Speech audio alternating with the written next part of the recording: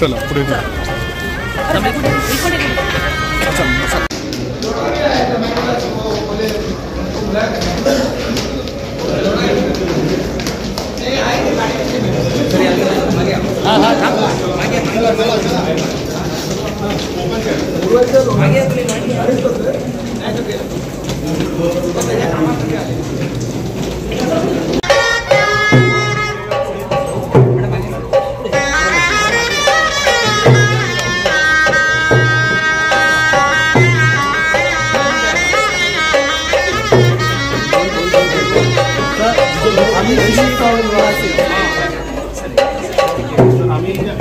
Sir इकडे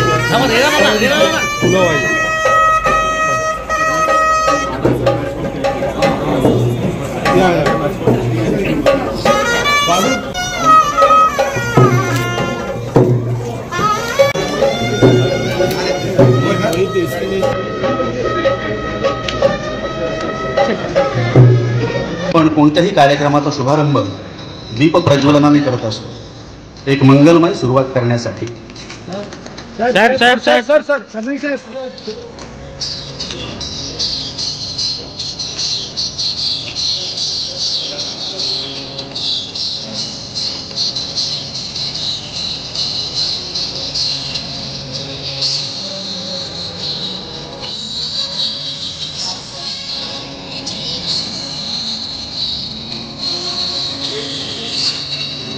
ठीक आहे, सुस्वागतम सुस्वागतम।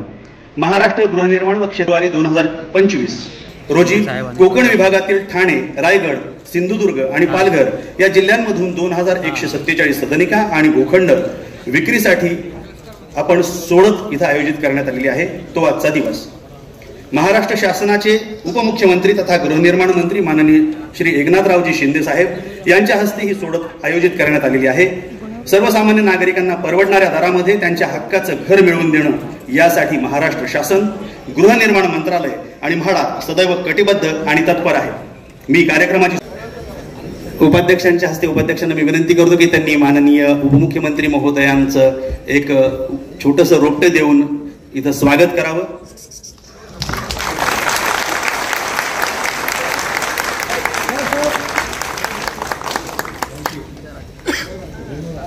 त्यांच्यासोबत प्रताप सरनाईक साहेबांचं पण स्वागत।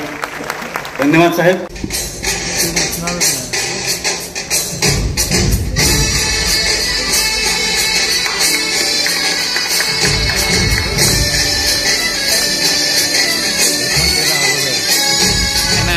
यानंतर लगेच आपण सोडतीच्या मुख्य कार्यक्रमाकडे वळूया। गट अ साठी पहिली 20% सर्वसमावेशक योजना यासाठी टॅबवरती मोबाईल खाली आणि क्लिक झालेला आहे, तुम्ही स्क्रीनवरती पाहू शकता।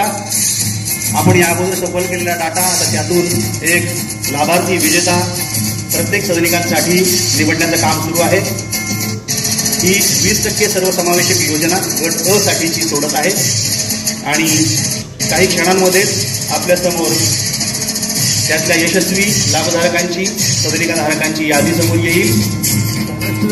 ही यादी इथं जाहीर झाल्यानंतर त्याला डाउनलोड करायला लागतं। डाउनलोड करून ओव्हरसाईट समितीचे जे कोणी आपले अध्यक्ष साईन होतील आणि त्याच्या प्रिंटआउट्स काढल्या जातील।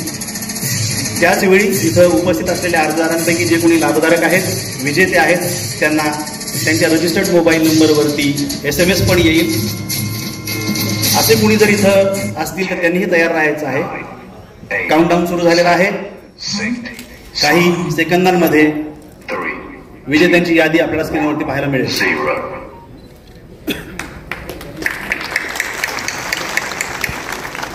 संतोष जाधव, माणिक कवळे, इम्रान खान पठाण, मनीषा जैन, सागर सुर्वे अशी काही प्रातिनिधिक स्वरूपामध्ये त्यांची नावं आहेत।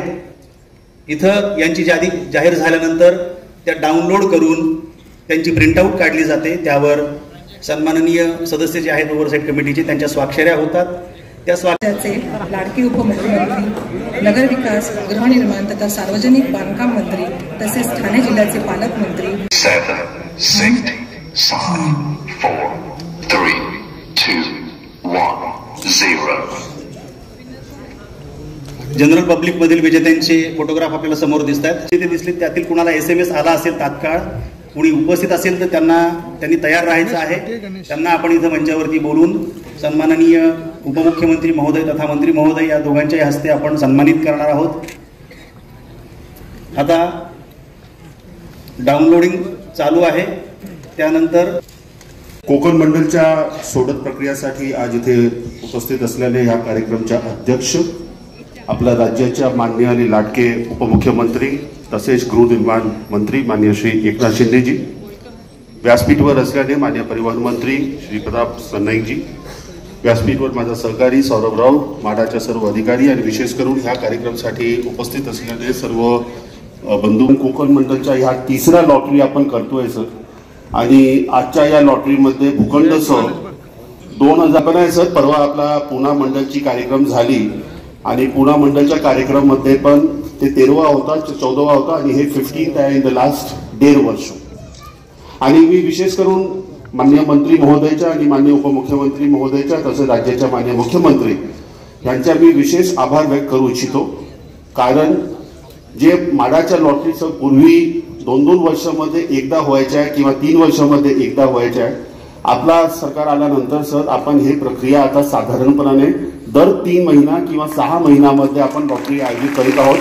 आणि आपला मार्गदर्शन खाली मी एक गवाही देऊ इच्छितो की माडातर्फे आपला नियोजन आहे की दरवर्षी सुमारे 30,000 घराची लॉटरी कमी ते कमी पूर्ण राज्यामध्ये करणे आणि त्यामध्ये प्रामुख्याने कोकण मंडल आणि मुंबई मंडलमध्ये त्याच्या जास्त प्रमाण वाढवणे.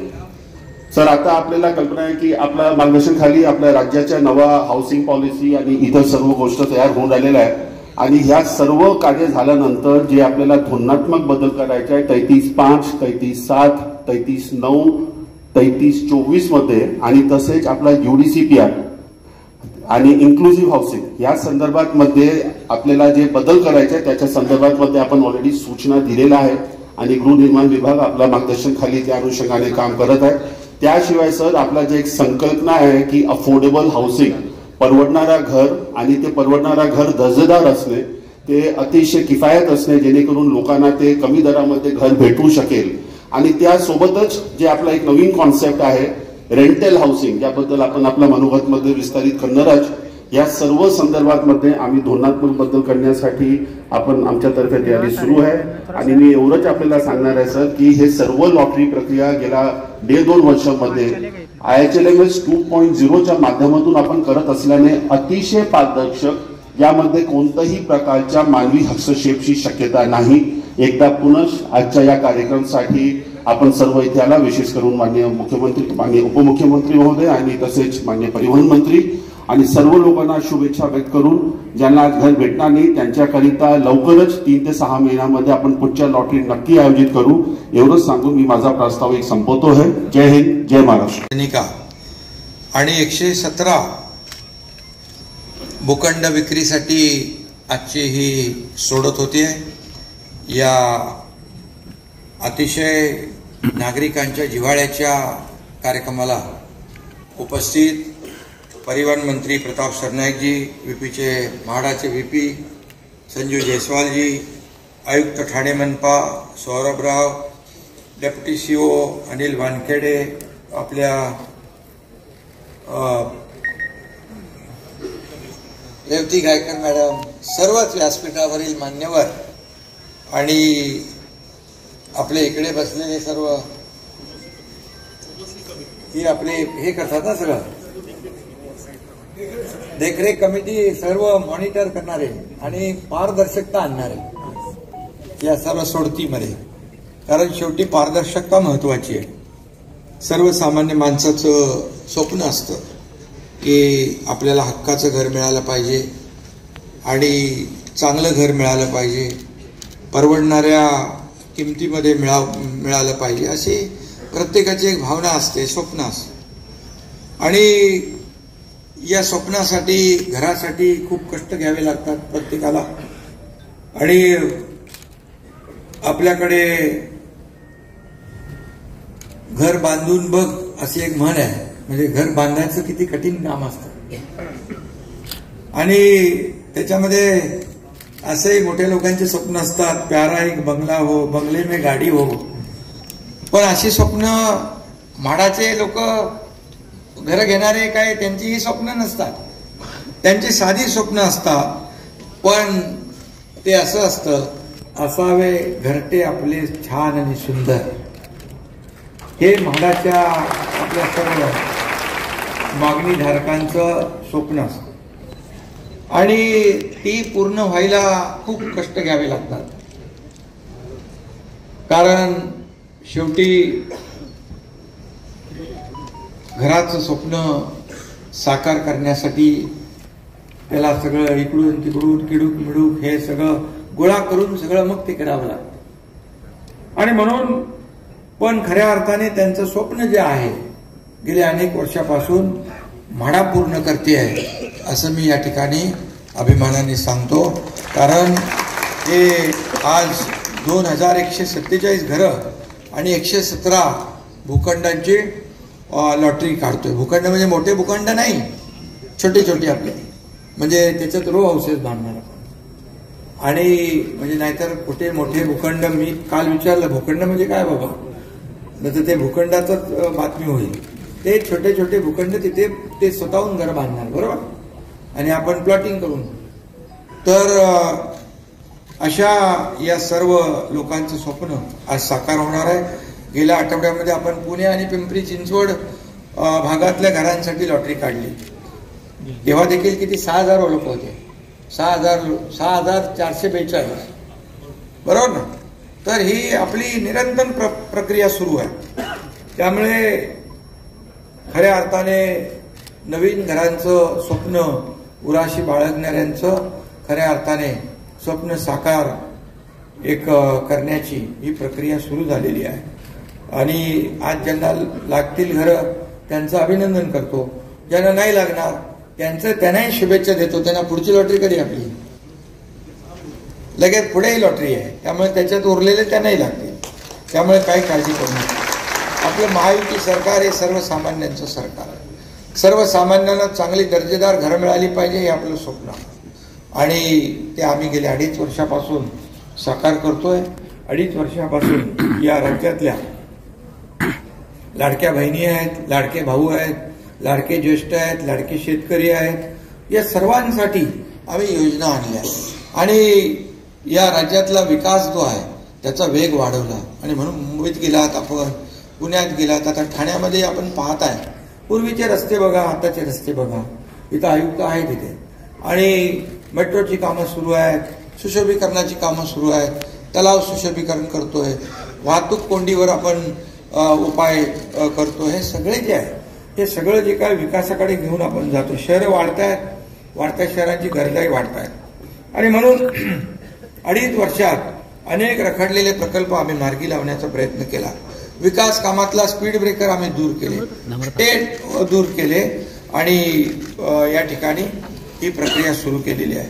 मला वाटतं इथं 2100 घरं आहेत, परंतु मागणी 31,200 लोकांनी या घरांची मागणी केली. म्हणजे आता म्हाडाची विश्वासार्हता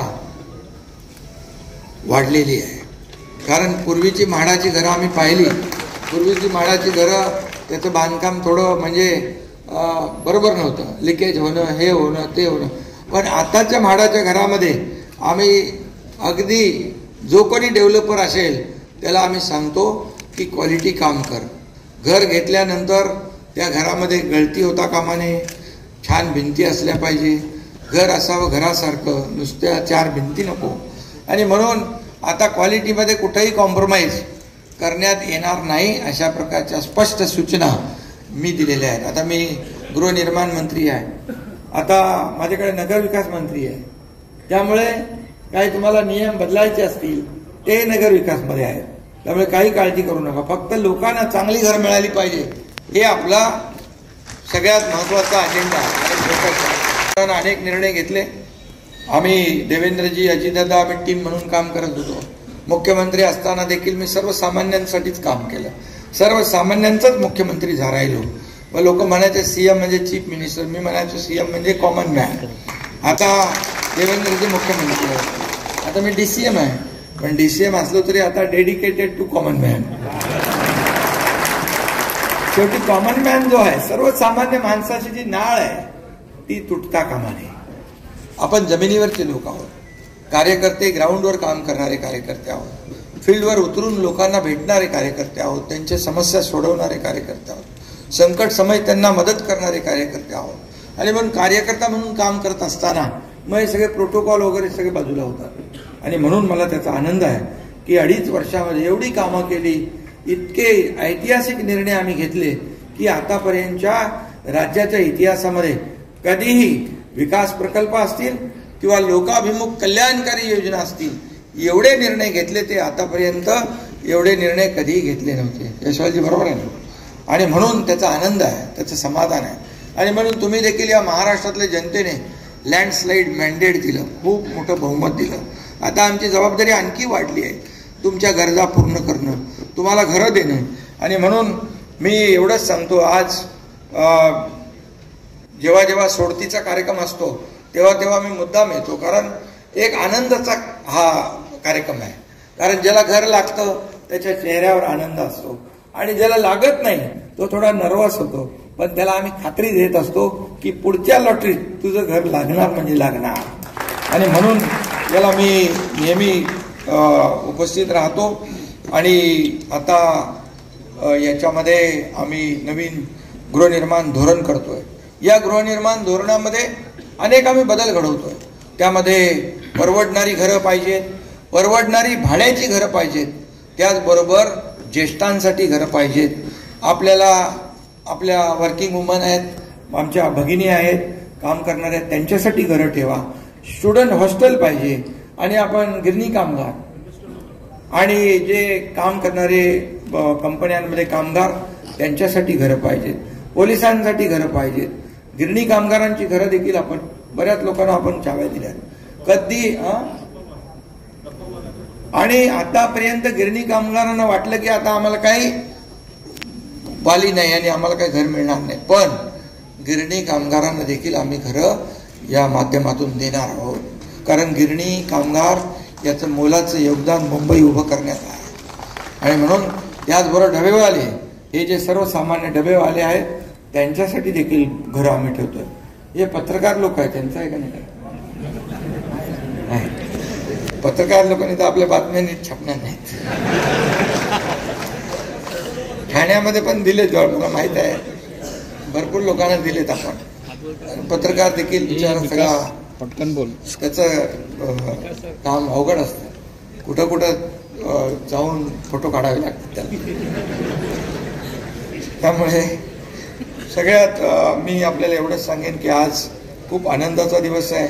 आणि या जी आपली सोडत जी आहे याच्यामध्ये काही लोक येतात. आता माझ्याकडे तर काही एकदा 2 कोटी तरी आले होते की बोले म्हाडाची सोडत आहे, त्याच्यामध्ये काय आपल्याला नंबर लावता येईल का? बोले बिलकुल लावता येणार नाही, मुख्यमंत्री असं. अरे तुम्ही मुख्यमंत्री आहे? बोले बिलकुल नाही, मी मुख्यमंत्री असलो तरी याच्यात ट्रान्सपरन्सी असली पाहिजे, बिलकुल पारदर्शकता असली पाहिजे. आणि पारदर्शकता आणण्यासाठी यांनी खूप तुम्ही त्यामध्ये नवीन नवीन सिस्टीम आणलेली आहे. त्यामुळे पूर्णपणे पारदर्शकता या लॉटरीच्या सिस्टीममध्ये आहे. त्यामुळे कुणालाही बोट ठेवायला जागा इथे ठेवलेली नाही.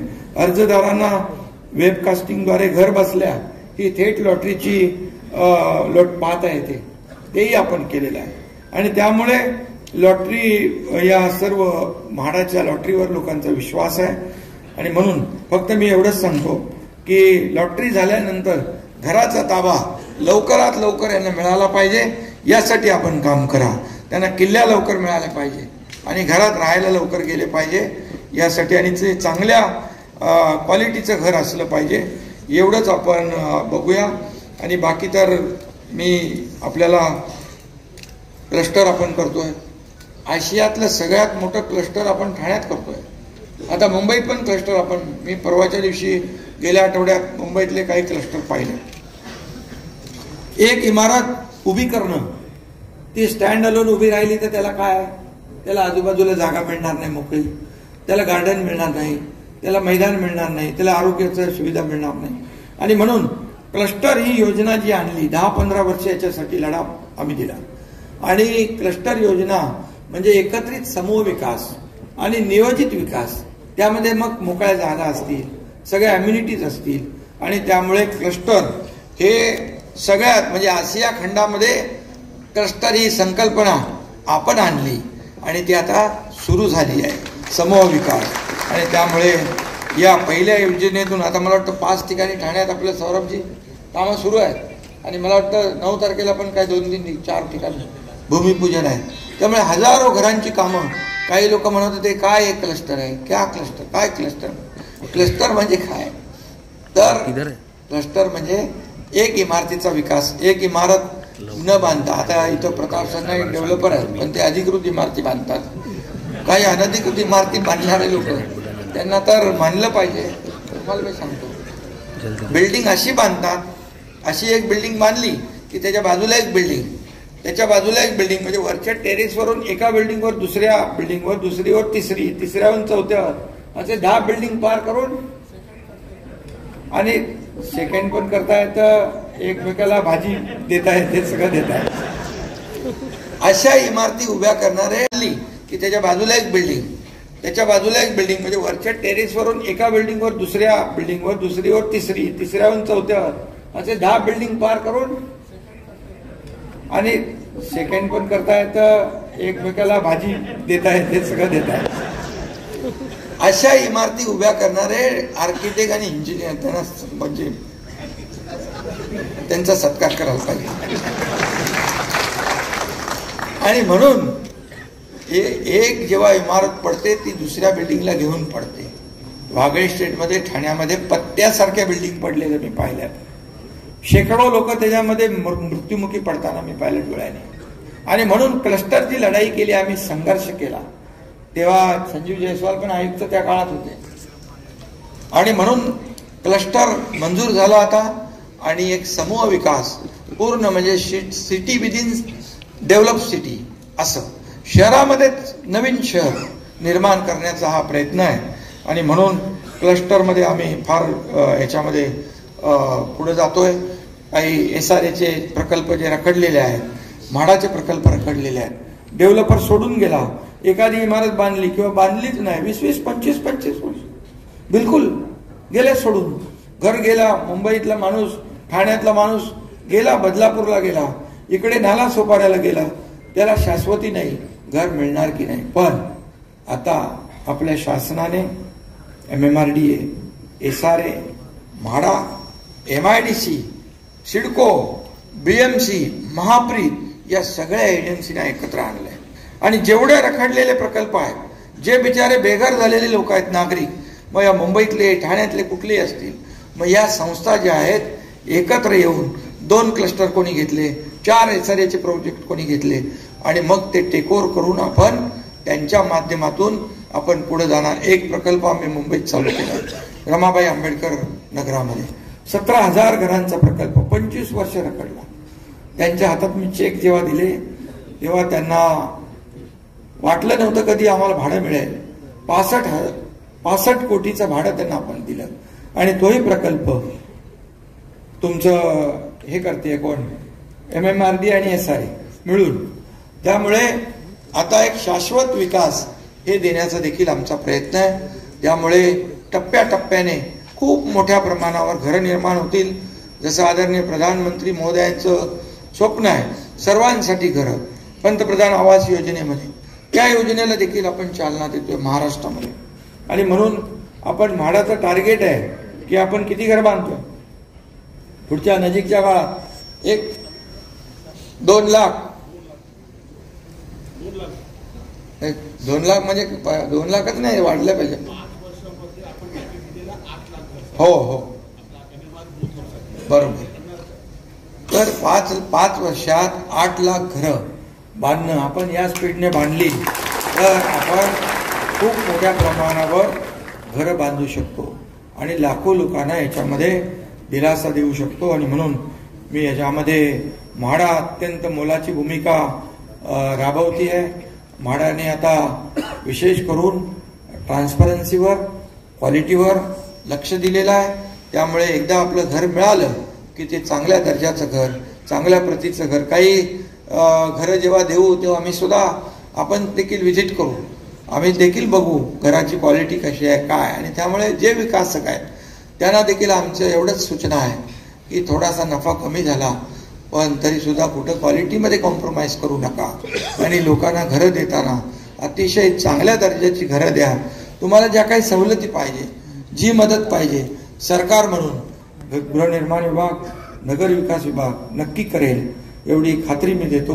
पुन्हा एकदा ज्यांना सर्व लाभार्थ्यांना मनापासून शुभेच्छा. जय हिंद, जय महाराष्ट्र. उपमुख्यमंत्री महोदयांनी क्लिक करावं, त्यांनी क्लिक केलेलं आहे आणि पुढच्या सोडतीला सुरुवात झालेली आहे. शेवटचा गट 15% एकात्मिक शहरी योजनेमधील सदनिका.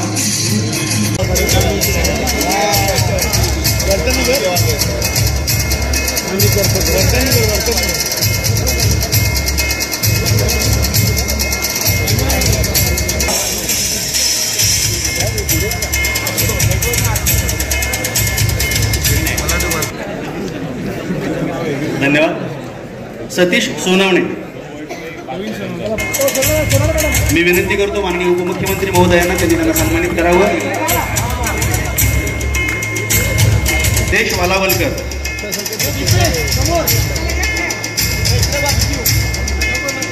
सिद्धेश वालावलकर यांना मी विनंती करतो त्यांनी मंचावर जावं. उपमुख्यमंत्री महोदयांच्या हस्ते सन्मान.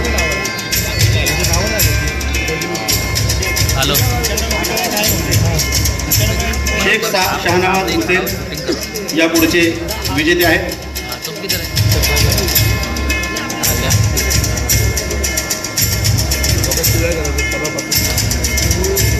बाबासाहेब सोटरे पुढच्या नंतरची सोडत गट क साठी मी विनंती करतो आपले मंत्री महोदय प्रताप सरनाईक साहेबांना, त्यांनी क्लिक करावं आणि ही सोडत काढावी. त्यांनी क्लिक केलेलं आहे. 10, 9, 8, 7, 6, 5, 4, 3, 2, 1, 0. रोहा रायगड या ठिकाणच्या ज्या काही भूखंड योजना आहेत त्यासाठीच्या विजेत्यांची यादी आपल्याला दिसते. मी पुन्हा एकदा सगळ्यांना विनंती करतो, इथं जे कोणी विजेते असतील त्यांना SMS आला. त्यानंतर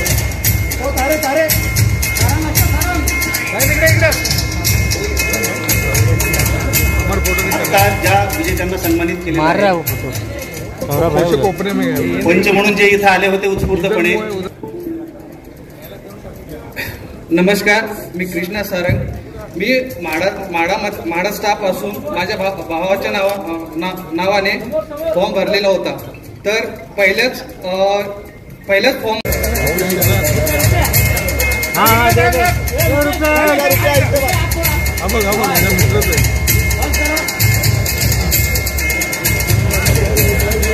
विनंती करतो की त्यांनी त्यांना सन्मानित करावं.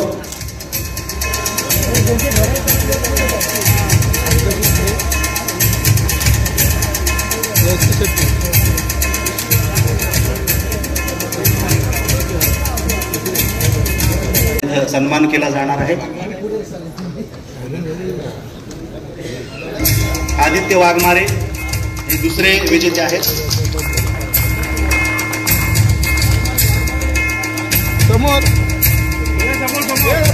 आदित्य वाघमारे हे दुसरे विजेते इथे आले आहेत.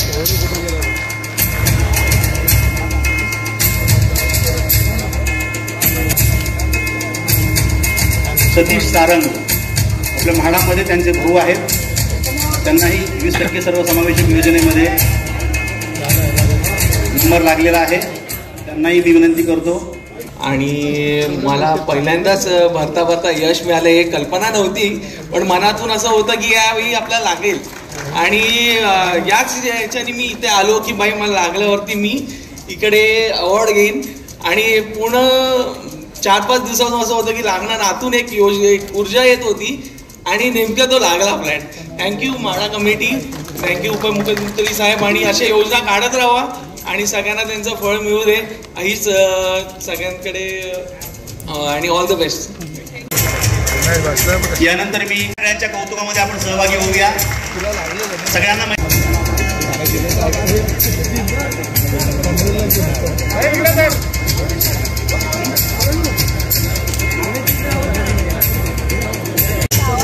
महादेव मुदाळे, यानंतर संजय राणे यांना मी विनंती करतो त्यांनी मंचावर जावं. उपमुख्यमंत्री महोदयांच्या हस्ते सन्मान स्वीकारावा. यापुढचे विजेते आहेत गणेश पाटील.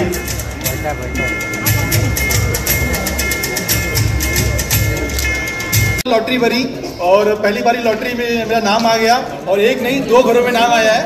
बहुत बहुत धन्यवाद. काही खुश आहेत, काहींना घरं लागली नाही आहेत. पुन्हा घरांची लॉटरीची अपेक्षा त्यांच्याकडे. म्हाडाच्या कोकण म्हाडा गृहनिर्माण क्षेत्र विकास मंडळाच्या वतीने आज 2147 घरं आज त्यांची लॉटरी काढली. 31,000पेक्षा जास्त अर्ज आले होते. त्यामुळे आता म्हाडाच्या घरांना लॉटरीमध्ये मागणी लोकांची वाढत चाललेली आहे. म्हाडावर जो विश्वास आहे तो वाढत चाललाय. आता म्हाडाच्या घरांची क्वालिटी चांगली आहे आणि वेळेमध्ये घरं मिळत आहेत. त्यामुळे आणि पूर्णपणे या सिस्टीम मध्ये जी कार्यपद्धती आहे पूर्ण पारदर्शकता आहे. त्याच्यामुळे कुठेही काही नाही, पूर्णपणे सिस्टीम जी आहे पारदर्शक केलेली आहे.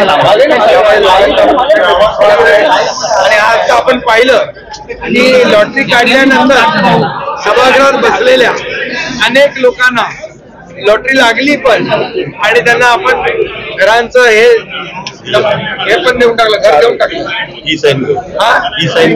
आणि त्याच्यामध्ये तुमचे पत्रकार पण होते आणि पोलीसही होते आणि नागरिकही होते.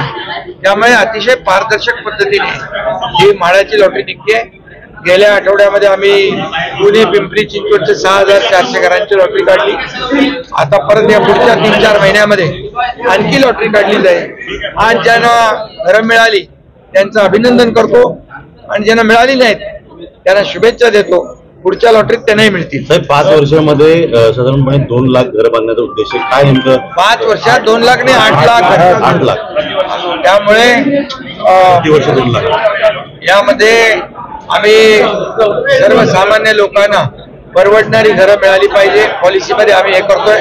परवडणारी रेंटल घरं, त्याचबरोबर वर्किंग वुमनसाठी घरं, त्याचबरोबर गिरणी कामगारांना घरं, जे कामगार आहेत काम करणारे उद्योगामध्ये त्यांना घरं, डबेवाल्यांना घरं मिळाली पाहिजे, पोलिसांना घरं मिळाली पाहिजे, पत्रकारांना घरं मिळाली पाहिजे. अशा सर्वांचा समावेश आम्ही या नवीन धोरणामध्ये करतोय. त्यामुळे समाजातला प्रत्येक जो वंचित घटक आहे, सर्वसामान्य घटक आहे, गरजू घटक आहे, याला म्हाडाच्या या लॉटरीमध्ये आणि म्हाडाच्या घरामध्ये त्यांना चांगलं घर, हक्काचं घर आणि चांगल्या दर्जाचं घर देण्याची भूमिका म्हाडाची आहे. त्यामुळे यापुढे भविष्यात लाखो लोकांना घरं मिळतील. जसं पंतप्रधान आवास योजना जी आहे त्यामधून देखील मोठ्या प्रमाणावर घरं मिळतात. त्याला देखील या महाराष्ट्रामध्ये आपण राज्यामध्ये मोठ्या प्रमाणावर चालना देतोय.